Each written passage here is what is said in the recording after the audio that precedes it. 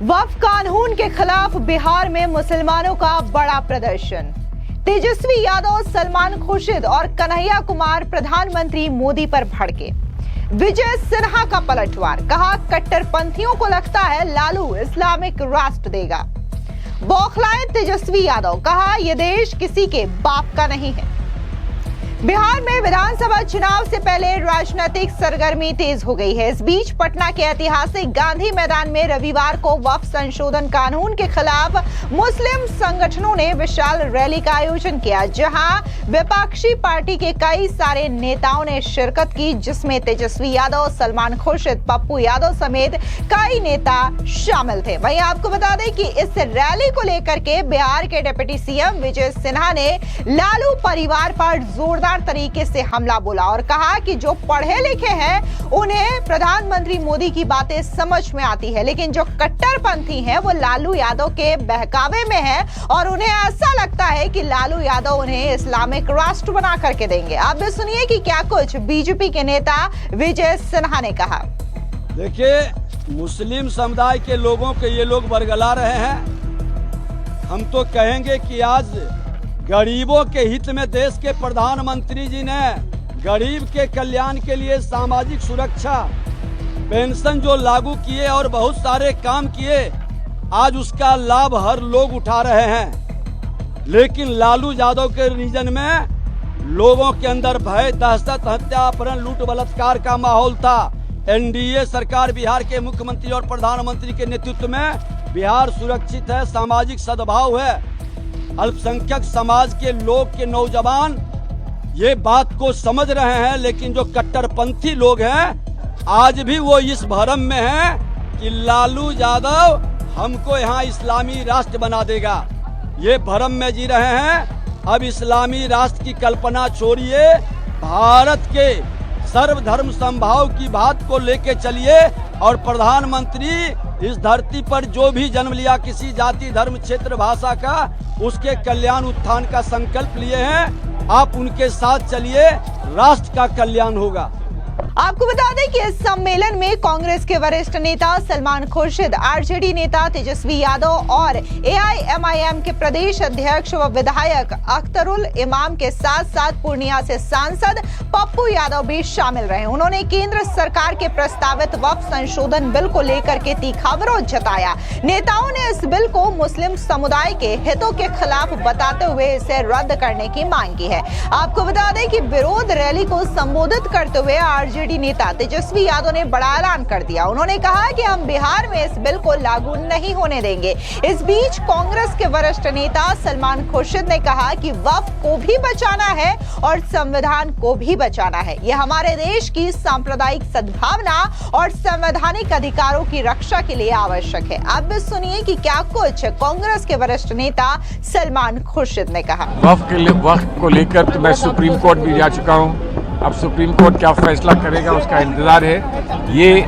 ये आवाम का supreme court है। आवाम के सुप्रीम कोर्ट में क्या फैसला है वो आप देख चुके हैं। सर क्या कहिएगा सर, इतनी बड़ी तादाद में लोग आए थे यहाँ एहतजाज के लिए, प्रोटेस्ट मैं ये मानता हूँ कि हिंदुस्तान के तारीख में जो भी हमको हमारा तस्वुर है डेमोक्रेसी का, जो हमारा जमहूरियत का तस्वुर है, उसका एक बहुत अहम हिस्सा ये है और उस हिस्से ने आज अपनी आवाज़ उठाई है। तो इसको बिल को वापस लेना चाहिए सर।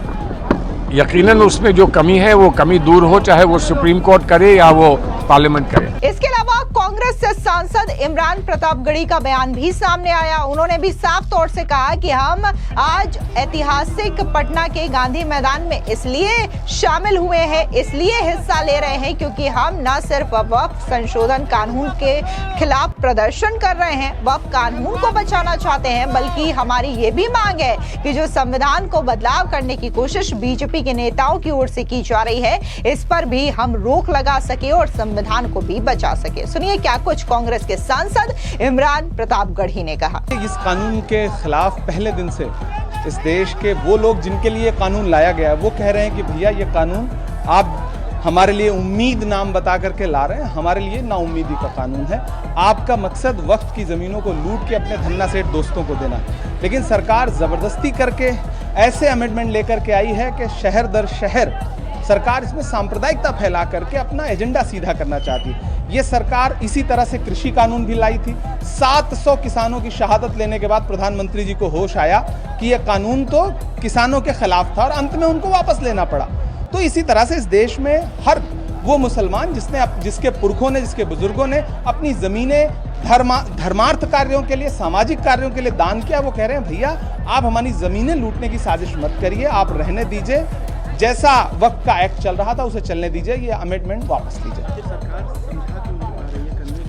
ये आपको सरकार से पूछना पड़ेगा, ये आपको किरण रिजिजू से पूछना पड़ेगा, अमित शाह जी से पूछना पड़ेगा, नरेंद्र मोदी जी से पूछना पड़ेगा कि 1 साल उन्होंने कृषि कानून के फायदे बताए और किसानों को समझा नहीं पाए और बाद में वो कानून वापस लेना पड़ा। इसी तरह इस देश का मुसलमान भी कह रहा है कि आप जबरदस्ती हमारा जो भला करने की बात कर रहे हैं, दरअसल उस भलाई के पीछे आपकी मंशा जो है वो सुधार नहीं है, बल्कि जमीनें लूट करके अपने उद्योगपति दोस्तों को देना है। देखिए, इस देश का लोकतंत्र, इस देश का संविधान सबको आजादी देता है प्रोटेस्ट करने की, आंदोलन करने की, शांतिपूर्ण तरीके से अपनी बात रखने की। हम शांतिपूर्ण तरीके से अपनी बात रखेंगे। हमने देश की संसद में अपनी बात रखी, हम देश की न्यायालयों में अपनी बात रखेंगे, हम सड़कों पे अपनी बात रखेंगे। जो लोकतांत्रिक प्रणाली में जो भी तरीके हैं विरोध के, वो हम सारे उसको अपनाएंगे। वहीं बात अगर हम तेजस्वी यादव की करें तो तेजस्वी यादव ने साफ तौर से ऐलान करते हुए कहा कि बिहार में हमारी सरकार बनी तो इस बिल को कूड़ेदान में फेंकने का काम करेंगे और बिहार में इस बिल को लागू नहीं होने देंगे। नेता प्रतिपक्ष तेजस्वी यादव ने कहा कि उत्तर से दक्षिण हिंदुस्तान का एक एक इंच और हर पन्ना चीख चीख कर ये कह रहा है कि हिंदू मुसलमान समेत सभी धर्मों के लोगों ने मिलकर स्वतंत्रता संग्राम में अपना योगदान दिया था। सब लोगों ने इस देश की आजादी के लिए कुर्बानी दी। ये देश किसी के बाप का नहीं है, ये हम लोगों का देश है। लेकिन सबसे महत्वपूर्ण बात ये कि आप सभी का हक छीना जा रहा है। अब बीजेपी सत्ता से जा रही है, इसलिए गरीब, दलित, पिछड़े, अति पिछड़े और अल्पसंख्यकों का हक छीनना चाहती है। वहीं दूसरी ओर बात अगर हम कांग्रेस के नेता कन्हैया कुमार की करें तो उन्होंने भी साफ तौर से कहा कि ये जो प्रदर्शन का आयोजन किया गया है ये सिर्फ वक्फ संशोधन के खिलाफ नहीं, वक्फ को बचाने के लिए नहीं बल्कि संविधान को बचाने के लिए भी किया जा रहा है। सुनिए कन्हैया कुमार का ये बयान। समाजवाद शब्द हटाइए। असल इनकी मंशा ये है कि किसी ना किसी बहाने ये इस देश के संविधान के ऊपर हमला कर रहे हैं और ये देश के संविधान के ऊपर हमला इसलिए कर रहे हैं कि इनको ऊंच नीच की व्यवस्था में भरोसा है, इनको समता और समानता में भरोसा नहीं है। इसीलिए यह जो आज कार्यक्रम है उसमें वक्फ बिल जो नया आया है उसका तो विरोध कर ही रहे हैं, साथ ही साथ जो मंशा है वो है इस देश के संविधान को बचाने की और लोगों के नागरिक अधिकारों को बचाने की। इलेक्टोरल रिवीजन को कैसे देखते हैं, जिस तरह से चुनाव में समीक्षा की बात की, वोटर लिस्ट की? देखिए, गड़बड़ी रोकना था। पहले तो जो है ECI जो है इस बात को इनकार करती रही, बीजेपी हमलावर रही और गड़बड़ी रोकने की बजाय जो है और गड़बड़ करने की कोशिश कर रहे हैं।